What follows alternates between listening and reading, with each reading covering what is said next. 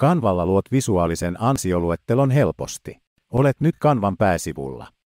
Vasemmassa reunassa näet pystyvalikon, jossa ovat muun muassa koti, projektit, mallipohjat. Klikkaa mallipohja-nappia.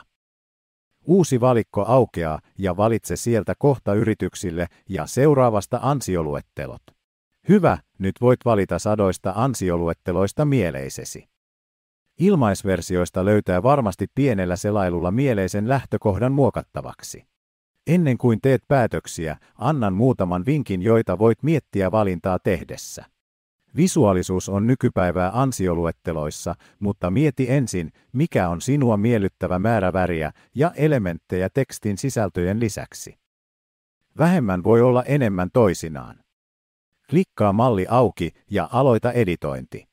Canva tallentaa kaiken automaattisesti ja projektit löytyvät aina tililtäsi.